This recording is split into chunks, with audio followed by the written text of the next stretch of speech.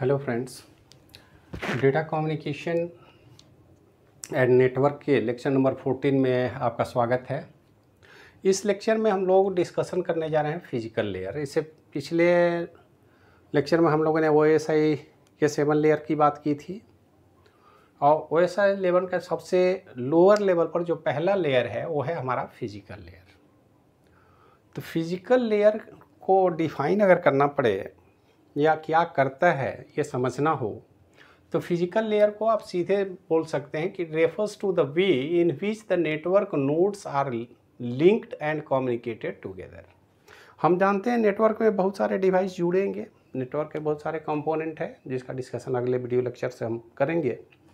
लेकिन अभी हम ये मान के चलें कि नेटवर्क में जितने भी डिवाइस हैं वो कहीं ना कहीं एक नेटवर्क के पार्ट होंगे। इसमें बहुत सारे कंपोनेंट होंगे, कंप्यूटर होंगे, लैपटॉप होंगे, स्मार्टफोन हो सकते हैं और भी कम्युनिकेशन डिवाइस हैं।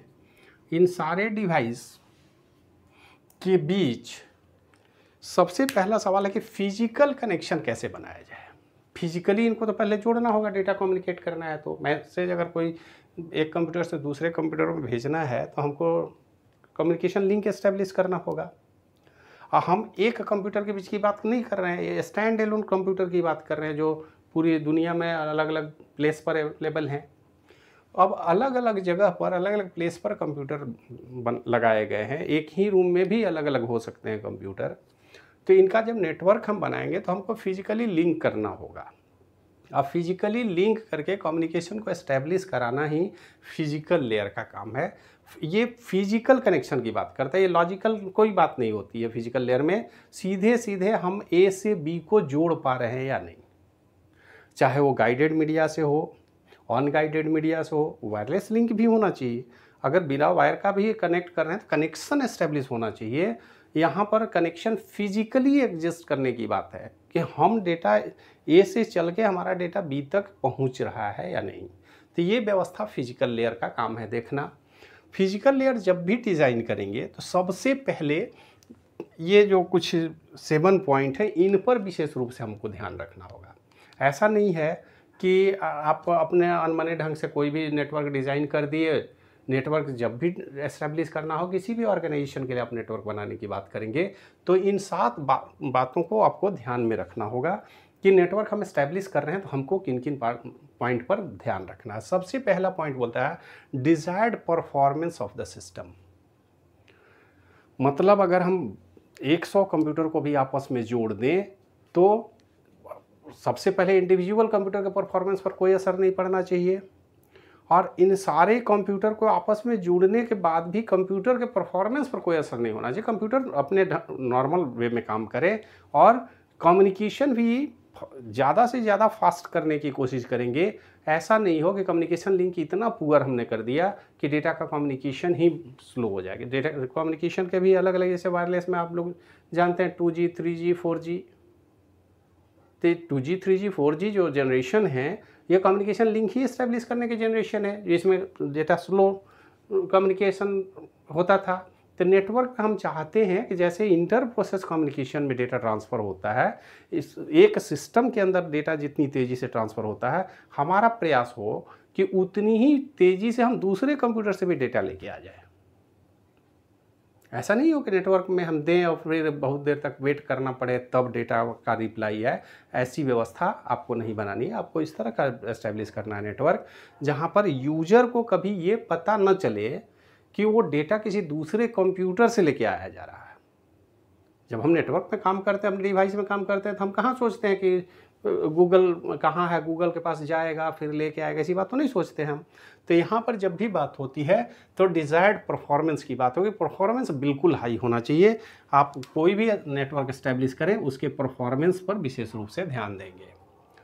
नेक्स्ट पॉइंट है desired reliability of the system. अब ऐसा भी नहीं हो कि नेटवर्क का आप डिज़ाइन कर दिए और रिलायबल ना हो।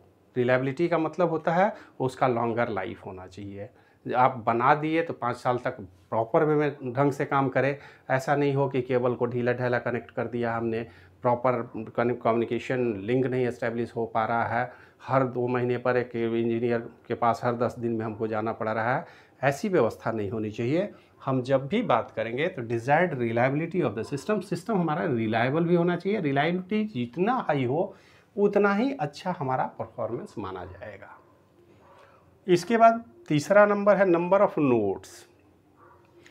नंबर ऑफ नोड यही काउंट कर लेंगे हम कितने डिवाइस को कनेक्ट करना चाह रहे हैं, क्योंकि नेटवर्क हमारे का साइज जो है वो इसी बात पर डिपेंड करेगा कि आपके नेटवर्क में कितने नोड्स हैं।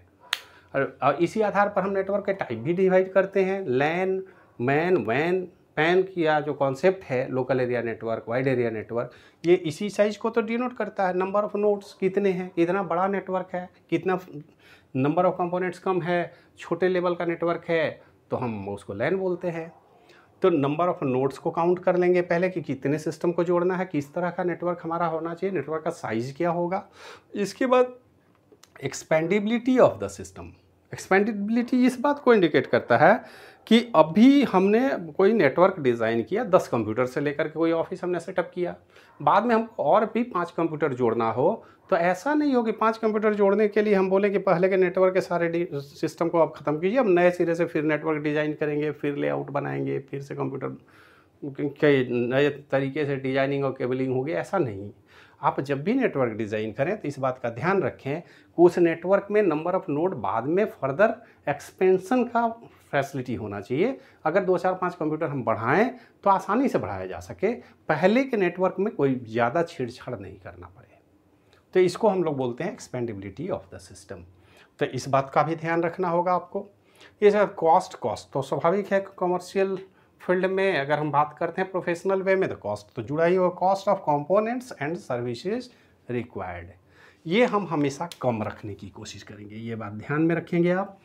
कॉस्ट पर ही सब कुछ होता है। जब कोई भी ऑर्गेनाइजेशन आपको कॉल करता है नेटवर्क एस्टेब्लिश करने के लिए तो आपसे सबसे पहले तो एस्टीमेट मांगता है, वो कम बोलेगा कितना कॉस्ट खर्च होगा। कॉस्ट से ज़्यादा देंगे तो आपको सर्विस ही नहीं देगा, दूसरी कंपनी को दे देगा। तो आपको प्रॉपर एस्टिमेशन आना चाहिए कि इस पर्टिकुलर काम में कितना समय, टाइम और कॉस्ट, ये दोनों बहुत ही पर्टिकुलर टर्म है। ये आपके लाइफ लॉन्ग आपके साथ जुड़े रहेंगे और इनका यूटिलाइजेशन प्रॉपर होनी चाहिए, अदरवाइज आप के फेल होने के चांसेस ज़्यादा हैं। प्रोफेशनल फील्ड में तो कोई एक्सक्यूज चलता नहीं है, वहाँ तो आप अगर थोड़ा डिले करेंगे तो दूसरे को सर्विस दे दी जाएगी। कॉस्ट ज़्यादा बोलेंगे तो जो लो कॉस्ट की कोडिंग होगी उनको दे दिया जाएगा। तो आपको कॉस्ट का एस्टिमेशन प्रॉपर तरीके से आना चाहिए, कैलकुलेशन आपका स्ट्रांग होना चाहिए कि किसी भी पर्टिकुलर काम को हम कितने कम समय में, कितना इफ़िशियंट और कितना रिलायबल और कितने लो कॉस्ट में कर सकते हैं। तो ये एस्टिमेशन भी आपको करनी होगी। इसके बाद आता है availability of communication line. Availability of communication line कहने का मतलब है कि नेटवर्क, जब बड़े नेटवर्क में हम जाते हैं तो हमारे सामने एक समस्या आती है कि हमारी डिपेंडेंसी किसी दूसरे ऑर्गेनाइजेशन पर डिपेंडेंट होती है। जैसे इंटरनेट सर्विस देना है, किसी छोटे से गांव में आप इंटरनेट सर्विस दे रहे हैं, 4G की सर्विस का आपने ऐलान कर दिया, पता चला कि वहाँ पर तो कोई फाइबर ऑप्टिक केबल है ही नहीं, कोई इस तरह का वाईफाई का सिस्टम नहीं है, वहाँ पर नेटवर्क 4G अवेलेबल ही नहीं है। तो आप किसी भी पर्टिकुलर लोकेशन में अगर दूसरे सिस्टम ऑर्गेनाइजेशन पर डिपेंडेंट है कम्युनिकेशन लिंक के लिए, तो आप उसके विषय में भी जानकारी रहें ताकि फॉल्स कमिटमेंट से आप बच सकें। ऐसा नहीं हो कि आपने एग्रीमेंट कर लिया हाई स्पीड इंटरनेट का, आपके पास सुविधा ही नहीं है। सुविधा क्यों नहीं है? तो जो ऑर्गेनाइजेशन दे रही है उसने सर्विस नहीं दी है, उसकी फैसिलिटी नहीं है। तो आपके ऑर्गेनाइजेशन में जो नेटवर्क डिज़ाइनिंग की बात होगी तो आप जिस ऑर्गेनाइजेशन पर डिपेंडेंट हैं उनके फुल फीचर को ध्यान में रखें, उसके आधार पर आप एग्रीमेंट करेंगे। अदरवाइज कम्युनिकेशन लाइन अगर अवेलेबल नहीं हो, कम्युनिकेशन लिंक अवेलेबल नहीं हो, स्पीड अवेलेबल नहीं हो, तो फिर आप हाई स्पीड की बात कैसे कर सकते हैं, जो कि आपके बस में नहीं है। तो इस बात का भी ध्यान रखना होगा कि आप जिस प्लेस के लिए कर रहे हैं वहाँ सारे इंफ्रास्ट्रक्चर मौजूद हैं या नहीं है। इसके बाद आता है डिले। डिले टर्म जो है, अब उसको इस तरह से आप समझें कि मान लेते हैं कोई डिवाइस है, यहाँ से यहाँ तक हम जाते हैं, तो कंप्यूटर के डेटा कम्युनिकेशन, एक बात को ध्यान में आप रखेंगे कि यहाँ पर कम्युनिकेशन कभी भी लीज लाइन और डायरेक्ट लाइन की बात नहीं होती है। ऑडियो कम्युनिकेशन नहीं है मोबाइल या लैंडलाइन टेलीफोन का कि इन टू इंड कनेक्शन रिजर्वेशन वाला कॉन्सेप्ट नहीं है। ज़्यादातर कंप्यूटर में जो कम्युनिकेशन होता है वो स्टोर एंड फॉरवर्ड मेथड से है। तो जितना राउटिंग टेबल हम इस तरह से बनाएंगे, शॉर्टेस्ट पाथ हम फॉलो करेंगे ताकि हमको कम से कम डिले हो। ऐसा डिज़ाइन हम नहीं करेंगे कि हमको ज़्यादा से ज़्यादा घूमना पड़े, ज़्यादा से ज़्यादा समय लगे, और क्योंकि समय लगेगा तो स्टोर एंड फॉरवर्ड का कॉन्सेप्ट में आपको डिले ज़्यादा होगा, आपका कम्युनिकेशन स्लो हो जाएगा। तो परफॉर्मेंस में तो ये बात भी जुड़ेगी कि भाई कितना डिले है, कितना आपका फास्ट नेटवर्क चलता है। तो नेटवर्क फास्ट कब चलेगा? जब आपका डिज़ाइन प्रॉपर होगा। आप डिले लाइन को मिनिमम से मिनिमम रखेंगे, कॉस्ट भी मिनिमम रखना है, डिले भी मिनिमम रखना है, अवेलेबिलिटी ऑफ लाइन को भी ध्यान में रखना है, अदरवाइज आपका परफॉर्मेंस डाउन हो जाएगा। नंबर ऑफ लाइन तो जितना ज़रूरत है उतना रखेंगे, और एक्सपेंडेबिलिटी का सिस्टम आपके पास उपलब्ध होना चाहिए। तो ये सारे पॉइंट आपको फिजिकल लेयर में ध्यान रखने होंगे, तभी आप नेटवर्क एडमिनिस्ट्रेटर की सर्विस कर सकते हैं। एस्टेब्लिशमेंट अगर नेटवर्क करना है, कहीं भी किसी ऑर्गेनाइजेशन में नेटवर्क एडमिनिस्ट्रेटर बनने की आप अगर सोचते हैं या कहीं जाते हैं, आपको बनाया जाता है, तो आपको इन सारे पॉइंट को बिल्कुल दिमाग में रख करके चलना होगा, ताकि किसी भी पॉइंट को आप छोड़ते हैं तो आपके नेटवर्क के परफॉर्मेंस पर असर पड़ता है। अब इसके बाद एक टर्म आता है नेटवर्क टोपोलॉजी। इस पर बहुत ज़्यादा डिस्कस करने की हमें नहीं लगता है ज़रूरत, आप लोग बीसीए में पढ़े होंगे, और स्वाभाविक है कि ये बहुत ही कॉमन है। ये तो आज के हर फंडामेंटल के बुक में भी अगर कंप्यूटर नेटवर्क की बात होती है, टोपोलॉजी निश्चित रूप से आता है। तो इस टोपोलॉजी के विषय में आप जानते हैं कि फिजिकली हम स्टार, रिंग, बस, मेश और हाइब्रिड टेक्नोलॉजी इस्तेमाल करते हैं। स्टार का मतलब क्या हुआ कि अगर अलग अलग सिस्टम है तो इन सबको कंट्रोल करने के लिए सेंट्रल कंट्रोलर होगा। अब एक बात यहाँ आपको ध्यान में रखना होगा कि ये देखने में स्टार जैसा ही हो इसकी कोई गारंटी नहीं है। जनरली बुक वगैरह में तो हम इसी तरह से स्टार बनाते हैं, लेकिन ज़रा सा आप विचार करें कि हमने एक यहाँ पर कंट्रोलर लगा रखा है और यहाँ पर 4 सिस्टम लगा रखा है, और ये सब इसी कंट्रोलर के साथ जुड़े हुए हैं। तो ये देखने में भले ही बस की तरह लग रहा है, लेकिन है ये स्टार, क्योंकि सेंट्रल कंट्रोलर से ही सारे सिस्टम जुड़े हुए हैं। कोई भी सिस्टम अपने आपस में एक्सचेंज नहीं कर सकते मैसेज। तो ये पहला टोपोलॉजी है स्टार।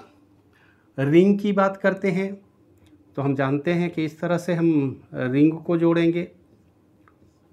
एक्सपेंडेबिलिटी में यही बात ध्यान में रखना पड़ता है। ज़रा सा देख लीजिए कि अगर स्टार में हो तो एक नया एडिशनल सिस्टम आप जोड़ सकते हैं, कोई दिक्कत नहीं है, लेकिन यहाँ पर तो हमको नेटवर्क को ब्रेक करना होगा।